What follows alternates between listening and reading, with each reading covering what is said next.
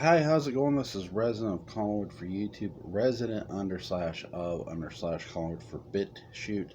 I'm here to do continue my read along reviews for John Philip Betancourt's continuing blog series, The Return of Dark Shadows, Series 13, Chapter 3, Daggers to the Heart.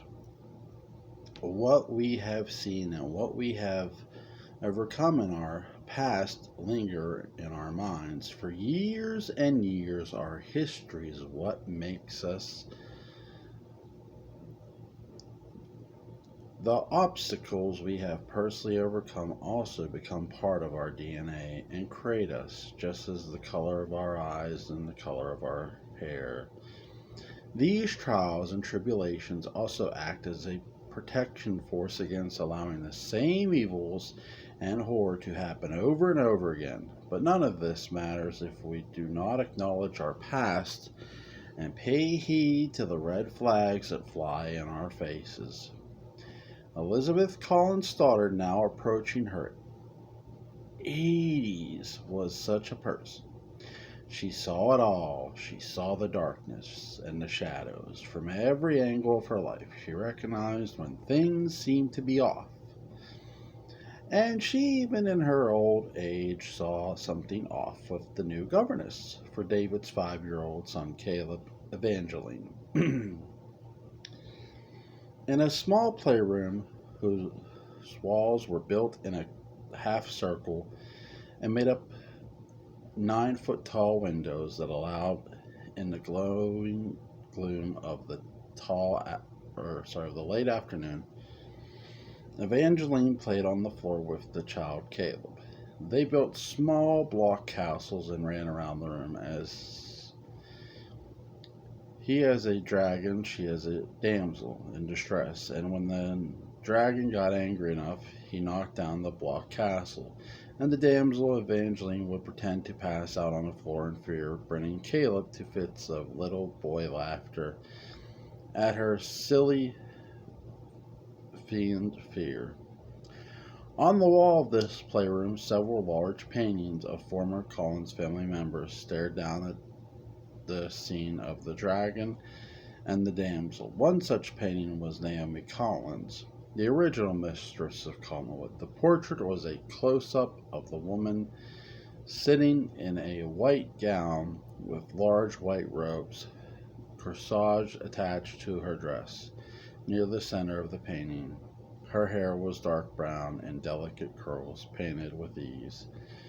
Every brush stroke evident and perfect. Her face soft and round, and a calm smile peeking in the corners of her pink lips. But there were strange things about her eyes. Her eyes seemed alive. Her eyes seemed to look down with real movement. They followed Evangeline as she'd get up from the floor after her pretend fainting. Naomi's eyes would follow little Caleb as he climbed on the furniture and changed from dragon to knight and continue his mock pillaging of medieval village, and Ada Evangeline changed from damsel to royal queen. Naomi's eyes looked real. They looked real because, well, they were real. On the other side of the painting, behind a small passageway secret to those in the playroom, stood the old Elizabeth Collins Stoddard, watching her great-nephew Caleb like a mother hawk protecting her chick from the stranger Evangeline. Elizabeth did not trust the woman. She did not like the woman, and she saw her as some sort of super from her own favorite governess and daughter, Victoria.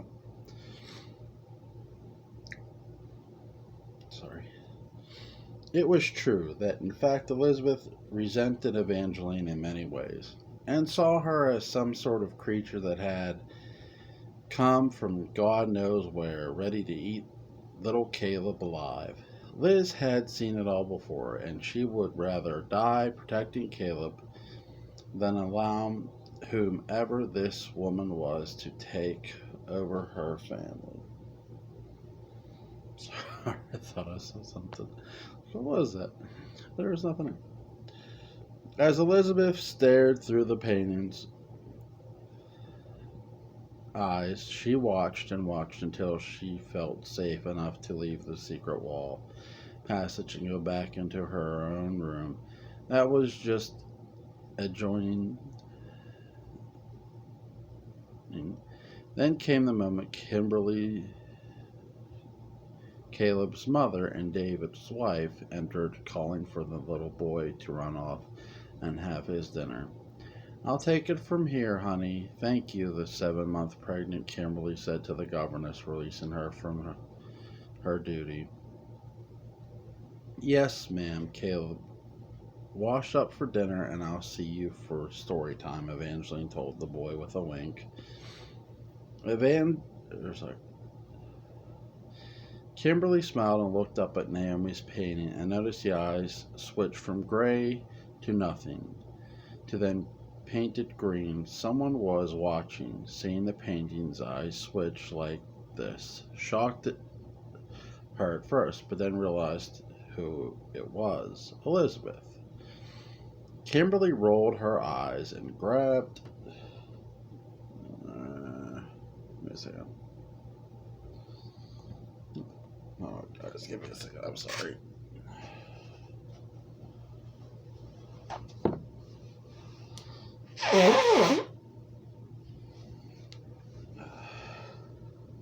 Sorry.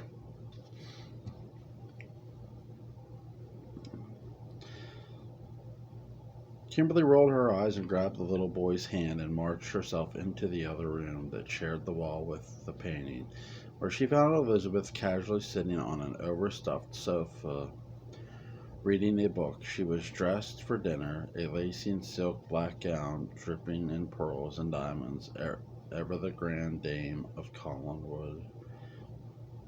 "Elizabeth, really?" Kimberly shouted as she saw little Caleb off to dinner table downstairs. Off to the dinner table downstairs, sorry. "Pardon," the old matriarch replied, playing dumb. "Spying on us? Is that really where this has come to?" Kim scoffed. "I don't have the foggiest idea what you're talking about, Kimberly," Elizabeth answered with a snobbish lift of her nose. "We've talked about this before. I know you have some sort of weird ongoing vendettas about our governess, but she is who we chose. I don't see why we would have had to go through you to choose her. Caleb is our son, not yours," Kimberly reflected. "But this is my house," Elizabeth reminded. "You had no right bringing in a person I did not know into my house. This house, these walls, everything in it is mine, not yours," she continued. "You forget David is a Collins too. He's lived here all his life. You can't just pretend he has no claim to anything here and has no right to do what is best for his child while he lives here. Caleb is Roger's grandson, and I think that you holding this over Evangeline is wrong. She's a good girl. She's doing great with the boy," Kimberly said, trying to soften the blow that Liz was no longer truly the ruler of the manor. Elizabeth took the book from her lap and carefully placed it next to her on the sofa and grabbed hold of her cane in her left hand and the sofa's arm with her right, and slowly lifted her tired 80-year-old body up so that she was now standing face to face with Kimberly. Liz had always been tiny for a tiny framed woman, but now at her age she seemed even smaller. Her tiny little body swollen by this dark gown, and all her chunky jewels made her even smaller to the human eye, but her attitude, her voice, still carried the size of a 6-foot tall woman. She made 2 small little scoots closer to Kim and gazed up at Kim's beautiful face. Liz's gray eyes squinted. at her nephew's pregnant wife, showing off a bit of her Collins family scorn. I'm not dead yet, and I know what I heard. I know Evangeline is some sort of seer. I heard what she said to the boy, and I don't trust it, and I don't like it not one bit. I've seen that kind of behavior before, and I can't tell you right now. I can tell you right now, it'll only bring in the darkness. I've had enough of that, Liz explained. What are you talking about? A seer? Kim wondered, with a sort of snarky grin showing she didn't believe Liz at all. She said they were playing a game with some sort of imaginary woman. There's no such thing. Caleb was seeing someone.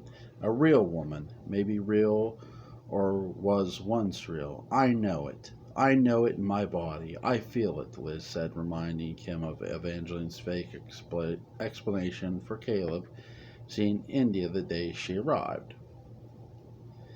Oh, God. Seriously, Elizabeth? This is just insanity. You're old. You're losing your mind. I can tell, Kim began before Elizabeth yelled back at her, and David, passing in the hall on his way to dinner, overheard and entered.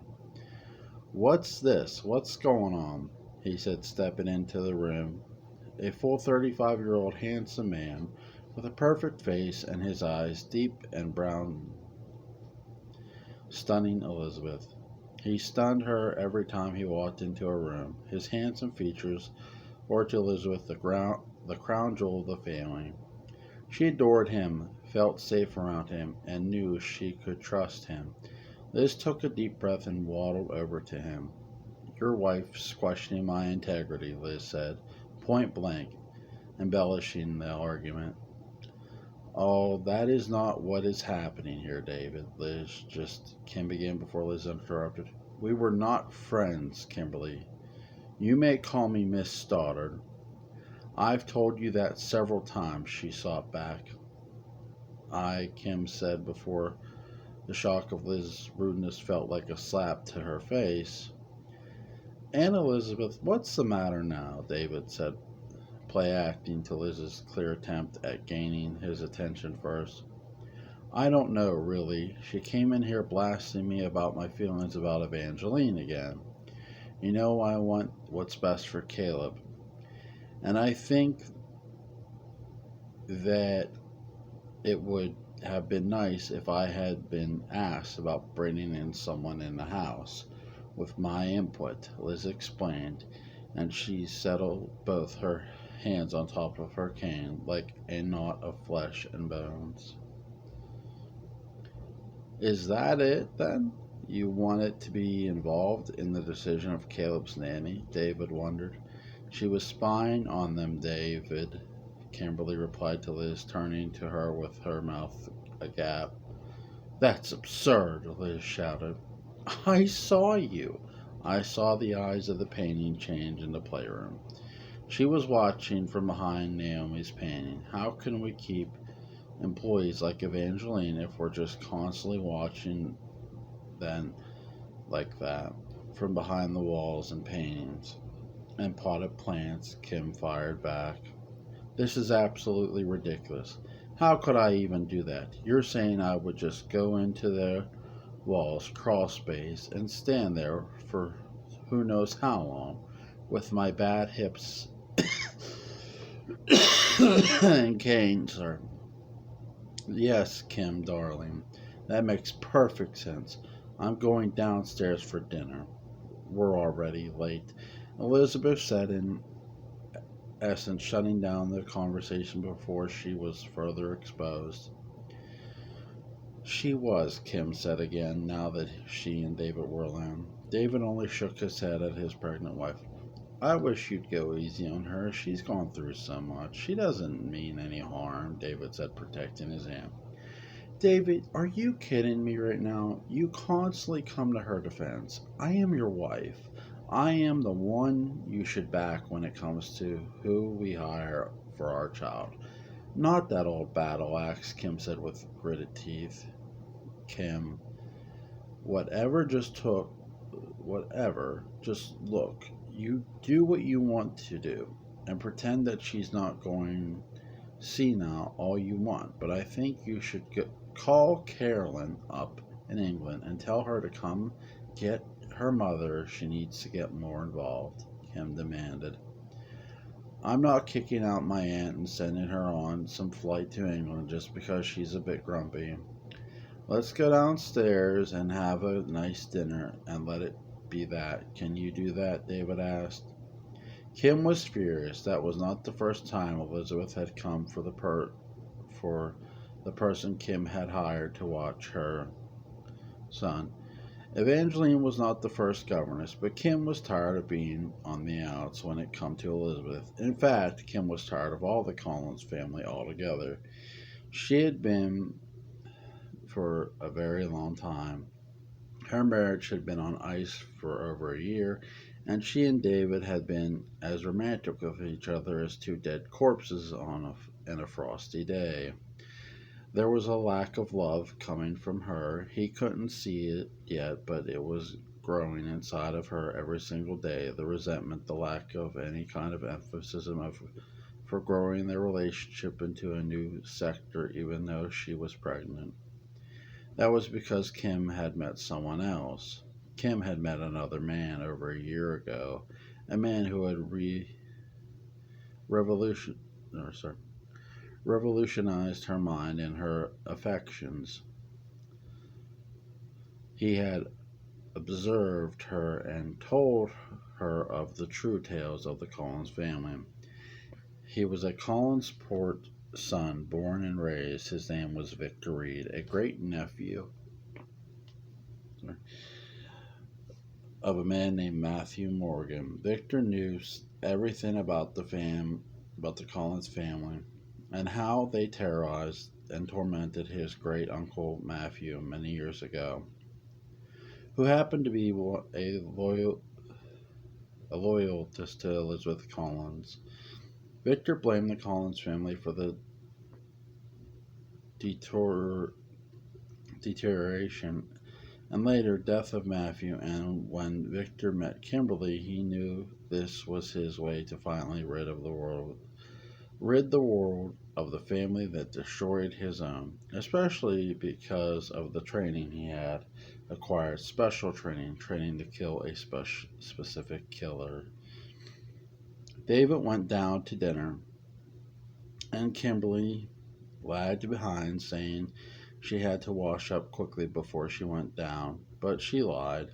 She scurried into the side study and closed the door behind her. She waited to hear no sounds coming from the stairs adjacent to the study, and quickly made her way to the fancy oak desk with several family photos. This was Roger's former study, photos of David as a boy, Roger on the boats, Liz and Carolyn, and a very large black and white photo of Roger's second wife, the deceased Cassandra Collins. Kim grabbed the phone desperate to hear a friendly voice before she had to go back down into the lion's den of Collins family members. Hi, it's me, she said in a soft, sexy voice as she twirled her golden hair around her finger. I don't know how much more I can take here. I really can't. I just want it all to end and to move on. If I can get into one more stupid fight with that old bat Liz, I don't know what I'll do. When can we go away? She added. On the other line, the diabolical Victorine, the seeds of hate and disgust for the family he had been planting in her mind for over a year. They had an affair were finally growing fruit. Kim was now turning on her in-laws. She was ready. Are you sure you want to take this to the next level? I told you will be very, very important. And once we begin, you can't stop the process. It's either in or out, black and white, Victor said, as he sat in the black chair surrounded in white cigarette smoke billowing from his mouth. Sorry, blue. Yes, I've been thinking long and hard about it, and think I think I'm ready to go on with this. We'll be happier together. And she paused, listening to herself, realizing what she was doing. She was really deciding to leave her husband and allow the new man in her life to do whatever he wanted and take out the family, all of them. And what? Victor said, his blue eyes piercing the smoke around his chiseled and rugged face. And I agree with you. And the talk we had a few weeks ago, I think I'm ready to take the next step, Kim said, her voice sounding shaky but affirming. Come over, Victor said, his eyes lighting up with Kim's words. After dinner, Kim said with a wide smile as she hung up the phone and crushed her pregnant belly, the baby turning wildly in her womb, the baby being Victor and not David's. Victor hung up his end and walked over to a desk and opened the drawer, pulling out a black wooden box with her heart carved into the lead and a dagger going through the heart. He lifted the lid, revealing many wooden crosses, three shaped wooden stakes, and a pistol with silver bullets. Victor was a vampire hunter, and his eyes were fixed on the Collins family, ready to kill them all. At the old house, the tension was rising, like the cold, icy sea below Widow's Hill. Noelle's suspicions of the involvement of her brother's death decades ago were boiling over. Her nephew's really now that she sorry over now that her nephew's relation to the Collins family had been revealed, he was still gone from the old house, still out of the village, hurting from the lengthy lies he had been told all his life about who he was. And Noelle was no safer than she was when the secret was still hidden.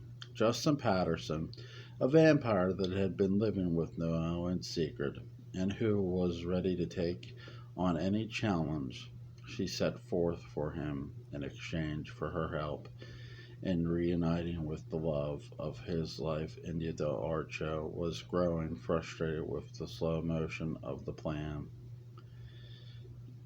He would kill and destroy anyone Noel wanted, as long as India was the prize at the end. India, for her part, had been in a time traveling ping pong match for almost a year. First, she traveled for months in 1966, and now she was in 1999, or so it seemed. Evangeline's discovery of India, the later vanquishing her to where she would be born again in her correct timeline, was still an unknown to both Noel and Justin, who was growing impatient. Noel was sorting through mail and gathering items to take with her to the main house on the Collinwood estate, where she would begin a night shift work as caretaker to the soon to be 80-year-old Elizabeth Collins' daughter. In the bag, she placed regular things she always needed: a change of clothes, medicines. Elizabeth needed books and magazines, and for Nell's eyes only, her book of spells and a crystal container of salt for protection. So you're off then, Justin said from behind, his body obscured by the shadowy hallway. Noelle turned and looked towards where she heard the voice and calmly nodded her head.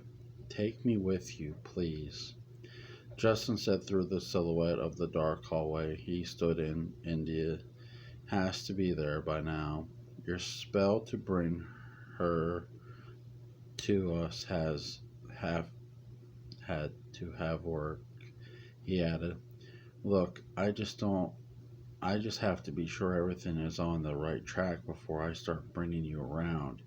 You have to understand that, Noah said as she told some worthless mailbag onto the desk.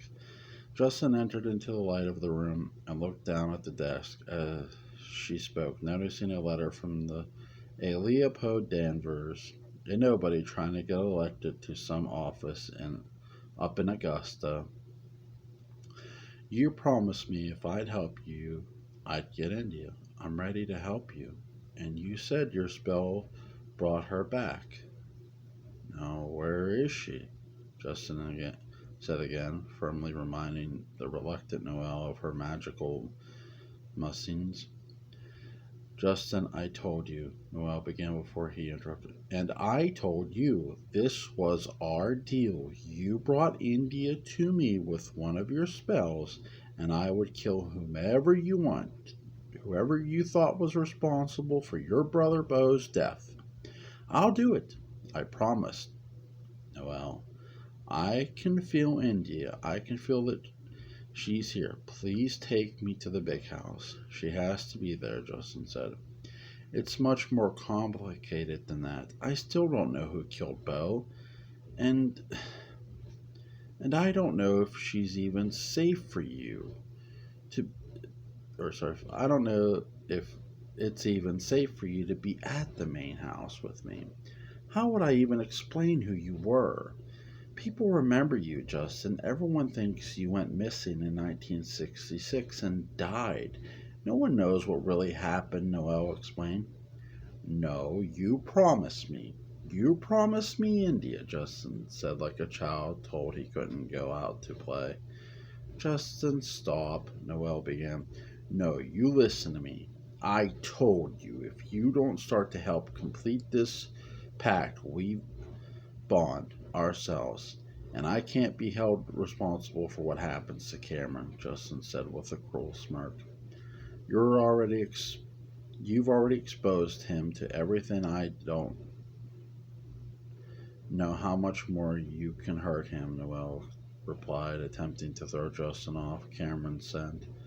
Justin stepped closer to Noelle, so close she could feel the breath of his nose like a mad bull huffing and puffing into her personal space. She stepped back and bumped into a large desk, knocking things down in the process. I've lived years here with you in secret. I've run around this land after rabbits and raccoons and birds, drinking their blood for years so that no one was unsafe, so that no one died, and so that no one would look and worry that there was another Barnabas Collins lurking around. That was that was me protecting you.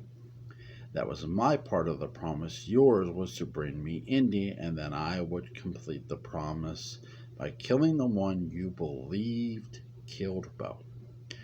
You're beginning to have second thoughts, Noelle. I can smell it on you. The doubt, the fear, it reeks. I won't warn you again of what I can do, of what I will do. And my target is on Cameron. Do you understand what I am saying, Noelle? It's time. No more waiting. Take me to India, take me to the main house, and let's finish this once and for all. Noelle took a breath.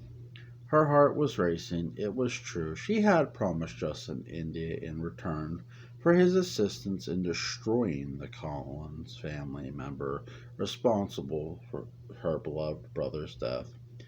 But she was no closer in discovering who that was than she had been in 1966.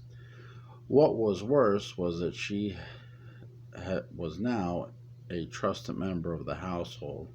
She even cared for Elizabeth, literally and emotionally. They had become close. Noelle's second thoughts were pulling her in danger, and Justin was not forgiving their pact. Noelle was trapped in her own web. Fine, you're giving me no choice, Noelle said as she turned slowly to grab the bag she was filling. As she did, she saw a letter open on the desk. Its silver and gold hand sparkled in the dim light of the room. Noel, with the reflexes of a cat, grabbed the sharp opener and lunged at Justin, who just as quickly grabbed her forearm. The letter opener was inches from Justin's chest. They struggled. They fell to the floor. Justin and Noel rolled around the letter opener, headed for Justin's chest like a dagger to the heart. Justin's eyes turned red and his fangs came out. He hissed in anger and, with what could only be described as superhuman strength, picked Noelle up and tossed her to the ground. The letter opener flew from her hand and landed across the room. It was a mistake. That was a mistake, Justin said as he slowly walked toward his cohort with his fangs out and mouth dry and beginning for a begging for a taste of blood, Noel's blood. No, no, Justin, please, I'm sorry. You're right, Noelle said, slowly scooting herself backward and finding herself backed up against the room's wall. Justin, his eyes still red like fire, squatted down and leaned in close. Noelle turned her head, closed her eyes as if she were awaiting the prick of a doctor's needle. Justin around, sorry, smelled around the exposed part of her neck, a large vein popping up from underneath her soft caramel-colored skin. He could almost smell the blood. He could feel it rushing around in her body like a busy freeway of cars, rushing faster and faster as her heart rate went up. Take me to Collinwood, Justin said softly as he got up from his crouched position, allowing Noelle to live another day. Noelle opened her eyes and turned back toward the vampire. Her whole life was now entangled with. She shook her head in agreement and went over to her bag. She grabbed her coat and paused, looking back at the fuming Justin, who watched her every move, like a awaiting the perfect time, like a hawk awaiting the perfect time to claw at his prey. Slowly turned and began her slow walk to the main house as Justin followed her. The two walked through the darkened woods that stood between the mansion of Collinwood, where she began her late night shift as Elizabeth's caretaker, and the old house where Elizabeth was allowing Noelle and her nephew to live. The wind was cold and stinging on their skin. Noelle clutched tightly so her bag. Justin walked behind her slowly, watching her step by step. Their skin chilled to the touch as the mist from the sea lifted over the cliff side and became absorbed by their thirsty pores. Noelle was nervous. She had often thought about this moment when her plan would begin to take shape to use Justin to get back at the family that took her brother and abandoned her nephew. But it was still a scary moment. Revenge and cruelty and murder were not in her wheelhouse. As the two slowly made their way closer and closer to the main mansion, Evangeline was sitting Caleb in for the night. His room was warm and sweet, decorated in a nautical theme with model ships of the 18th century from all over the world. One of the particle was a direct replica of the ship that brought the first Collins family members to the French Bay where Collins port was found. Evangeline, whose life was curated in a storm of lies and pain over her past, still felt a twinge of love for the young Caleb. He was an innocent of the family. He was a child. She, too, understood what it was like to live in a world where, as the child of two supernatural beings, things never made sense. Everything in life always seemed to be shrouded in mystery, never clear and never cut and dry. Caleb's own life was similar. His parents were constantly at odds. He too lived in the storm, Evangeline could relate. As she finished reading the boy his favorite story and his eyes began to dip into a sweet, unbothered sleep, she felt a beating in her chest. It was like a second heart. It was like a drum beating in time with her own pulse. To her, the sign was clear. The message was coming to her. Something or someone was coming into her territory. Just like India had something of the supernatural, something from the world where only the shadows ruled. Evangeline stood over Caleb and passed her hand over his face. Small, tiny lights sparkled from her hand, falling to his face. He smiled and turned over in his bed. She was safe to traverse the house and search for what this beating sounds was. Caleb would not wake up during the night. Downstairs, Noelle let herself into the mansion with the key the family provided for her. She looked around, and the foyer was dark, lit only by a side lamp on cherry wood table under the layered painting of Jeremiah Collins. She hung her coat up on the coat hanger and watched Justin stand in the doorway. His eyes reflected both a chilling coldness and the eager hopes that inside the mansion he'd find the woman he'd been waiting for so many years, India Darcha.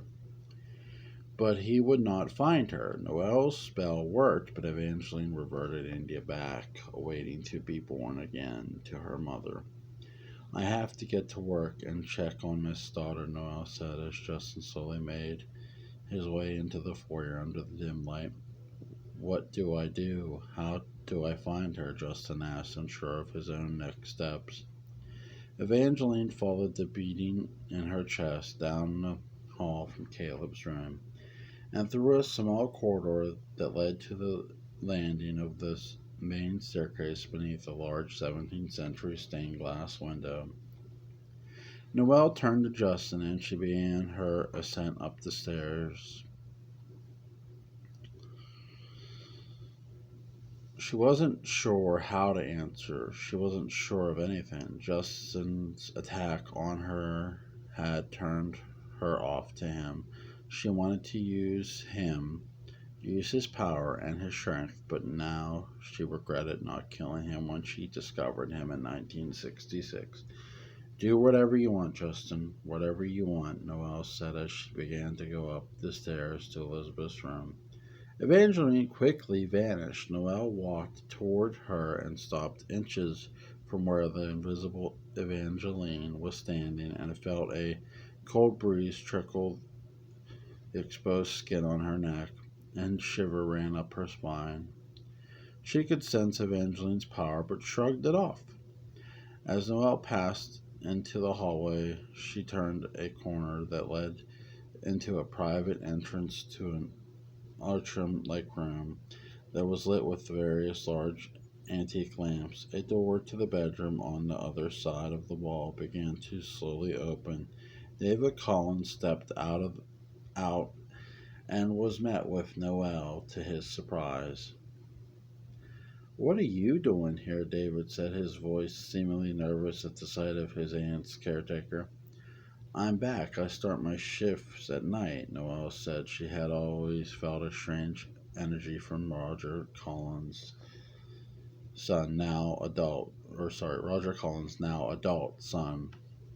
Oh, right. Aunt Liz is asleep already, but you can go in. David said the guilt of what he secretly did to her brother, Beau, in 1966 and what his father helped cover up always at his conscience when he looked at Noelle. She could feel it too. This energy from David, his guilty vibe, is what fed her suspicious of the Collins family most of all. Thanks, Noelle replied as she watched David head back down from Elizabeth's private quarters. Evangeline reappeared on a landing above the foyer and watched as Justin looked around the foyer. He looked at the painting of Jeremiah, then he turned and saw the one painting that stood out among all the others, Barnabas Collins. And just as quick as he could think, Evangeline appeared in front out of him out of thin air and grabbed Justin, jumped back, back. His teeth have, his teeth extended, and his eyes turned red. Evangeline gritted her teeth and clapped her hands. The sound echoed in Justin's ears like a ship's fog horn in deep and blinded fog. Then suddenly, in a split-second flash of light, the two creatures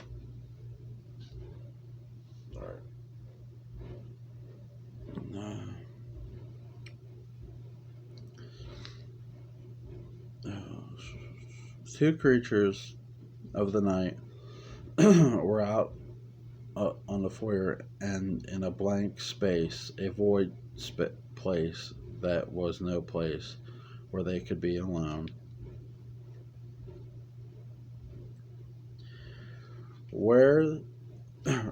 To a place where they could be alone, safe and uninterrupted, where Evangeline could determine just who this mysterious man was that had caused the pounding drum like a beat in her chest. "Who are you?" the cautious and suspicious witch said, awaiting the answer. She had been expecting something relating to her bastard father, Barnabas. Justin growled. He didn't know who this woman was, but being that his identity had to have been kept secret because of his vampirism, he thought of the name on the envelope in Noel's mail and hissed out an alias to the witch to protect his secret. Leopold. It was now hitting a very late hours in the mansion. The house creaked and moaned, the normal sounds of an old house setting in for night. A light breeze filled a large bedroom. The two large French doors opened to its terrace, allowing in the breeze and lifting the sheer curtains up to afloat like a ghost. The comfortable, cool woman was Elizabeth.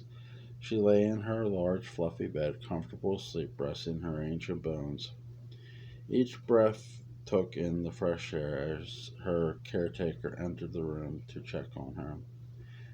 No years of preparation for this moment. She studied nursing at home care to be able to infiltrate the Collins family when Elizabeth got older.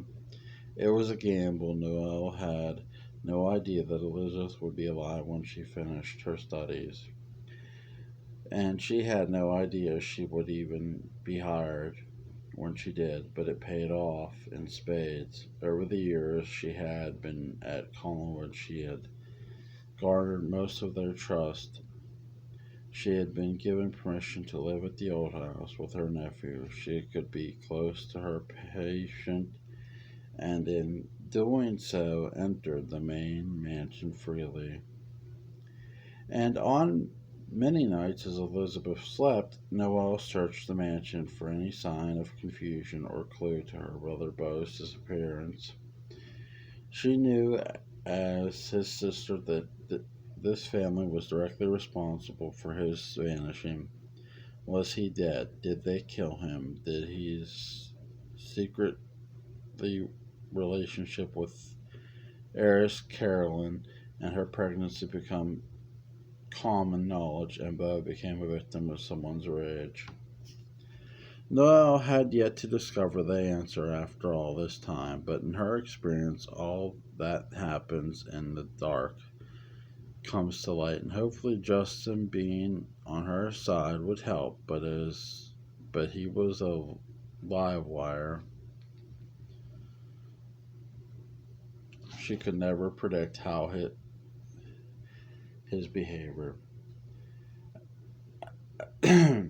As Elizabeth slept, Noelle prepared her clothes for the next day. She clawed through the hundreds of garments in her walk-in closet. Even in her age, she still liked to to dress for the day, all in black, pearls, diamonds, brooches, rings, ever the lady of the manor. Noel placed the next day's dress and shoes over a chair with the picked out jewel in a box just next to the chair so Elizabeth would find them in the morning. Sometimes she'd veto Noel's choices and assemble, but it wasn't often. Then Noel quietly let herself out and walked back into the gloomy atrium and down the hall that was illuminating her path out. As she continued down the red carpet hallway, Noel saw a light coming from the crack left open of the study that once belonged to Roger Collins. She paused and listened as a voice could be heard talking, but it seemed talking to themselves. Noel slowly and stealthily walked toward the study and put her ear to the door, hiding herself from the light, and listened. It was David Collins. Fresh from their awkward moment at Elizabeth's door, he was on the phone. I know, you've told me that many times before, he said to the other person on the phone. Noelle looked at her watch. It was well past midnight now. Who could he be talking to, she wondered. But I think you should come now, especially since it's going to be her birthday soon, David said to the other person on the line. Will, will you bring the baby? He added. On the other line was a Carolyn Stoddard Thorne, freshly woken up in London, where it was 8 a.m. She had not been back to Collinsport since 1986, when she left after Maggie Evans' death at Wincliffe Sanitarium. The horrors of Collinsport had taken her to London, and she had never returned. And now that was she was a mother herself to a baby girl for only 6 months. She held herself back the black shores of Maine. David, I love mother.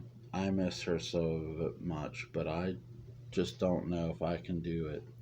Alex is so young and I don't want to travel with her, Carolyn said as she looked over at her sweet baby girl playing in her bassinet. Carolyn, she really misses you. We all do. It's her 80th birthday, for God's sake, David reminded her. Carolyn began, but she paused to reflect on just exactly what he wanted her to do, to come home, to be there in the place where so much horror had happened in her life and all their lives. Could she really stay away? Could she really resist the temptation to visit her own mother again, despite her fear and revulsion of the place and town that made her who she was? What is it? David said, waiting for her cousin to finish her thought. I can't, Carolyn said. I really have to go. I love you, David, Carolyn said as David took a deep sigh and answered her back. I love you too. As they hung up, Carolyn turned around and looked at a large photograph of her mother and herself taken when she was younger. She began to cry, felt homesick, even if it was that home. She loved her family, but feared even the slightest involvement with them would trigger something horrible, would bring in the darkness again, and the secrets, the ghost. She thought of the darkest secret in the family's relatively full chest of secret. Barnabas, no one had seen him in decades. He vanished in 1972 with Julia Hoffman and Willie Loomis. To parts unknown, he disappeared after Roger's death, after Roger's wife Cassandra's death. In a shroud of mystery and speculation, Barnabas was gone but not forgotten. He haunted her, he haunted Carolyn.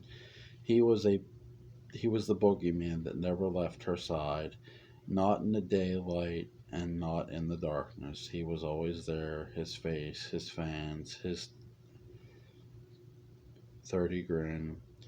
Are you okay, Carolyn's English husband, and as he entered the room with their morning tea. Oh, thank you, darling, Carolyn said, taking the mug. It was David. He's very insistent of me going back to Maine to see my mother for her birthday. Do you want to go? You haven't seen her in a very long time, and I know she would love to see you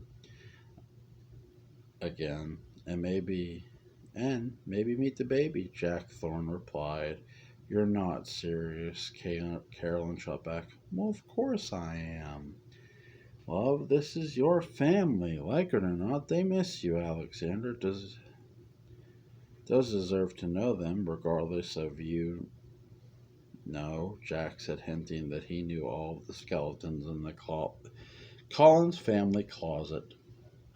I wouldn't step foot in Maine with Alexander, not ever. I mean, the very idea makes my blood boil, Jack. You know the danger in that.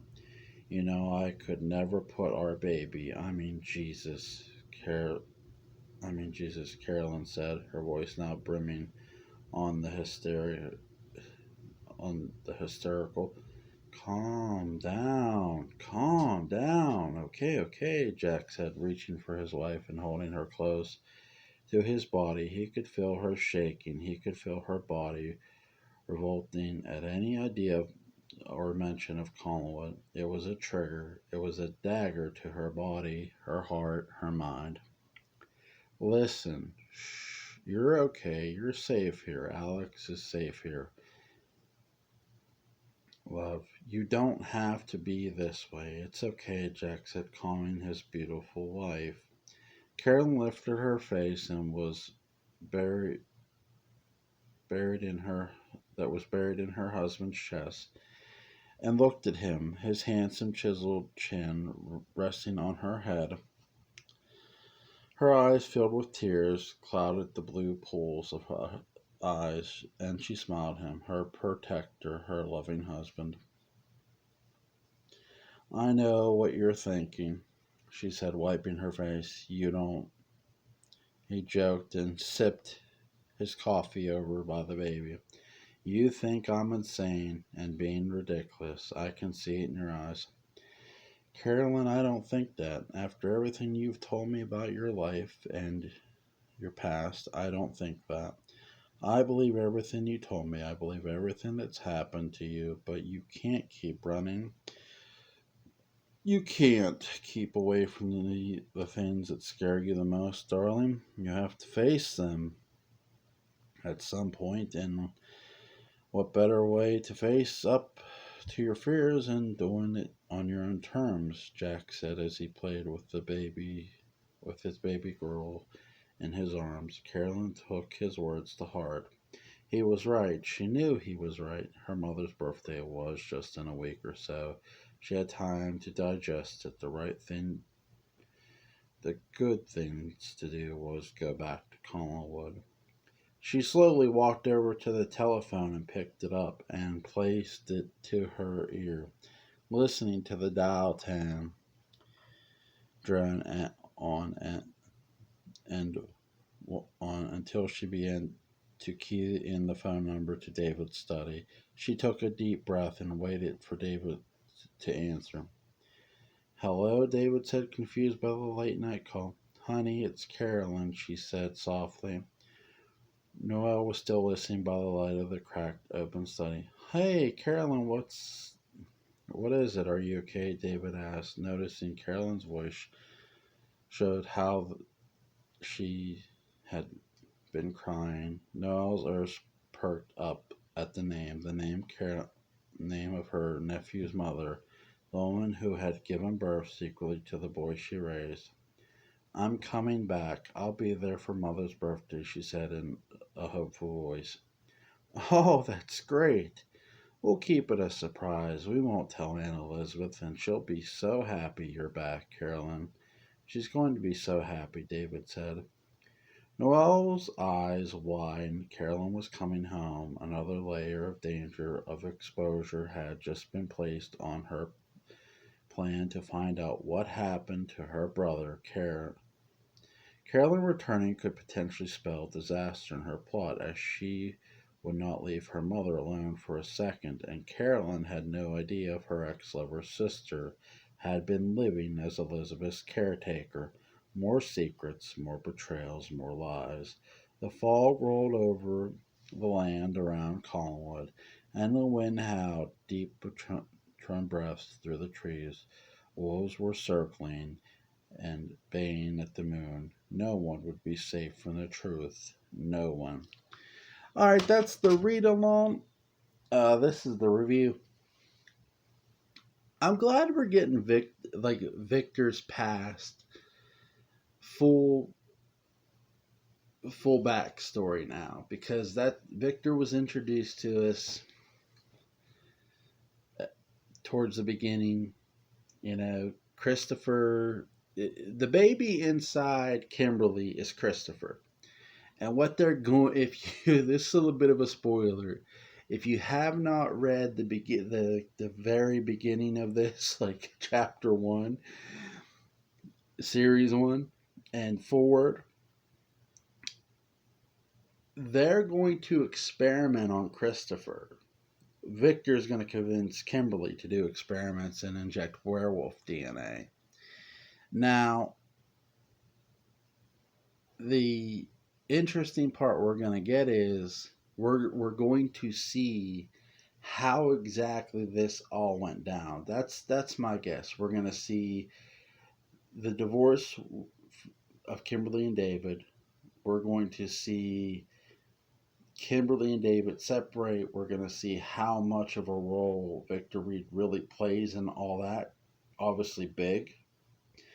And does Kimberly, Kimberly's going to, I think, drive David away.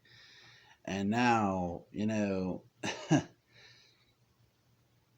it's going to be really interesting to see every little aspect of that character of Victor Reed.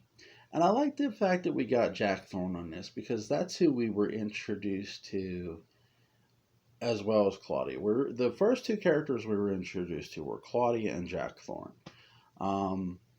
So I'm glad we got Jack Thorne in this. Again, I love the scene setting. The character interaction is really, really great. I enjoyed reading these. This is an amazing story to me.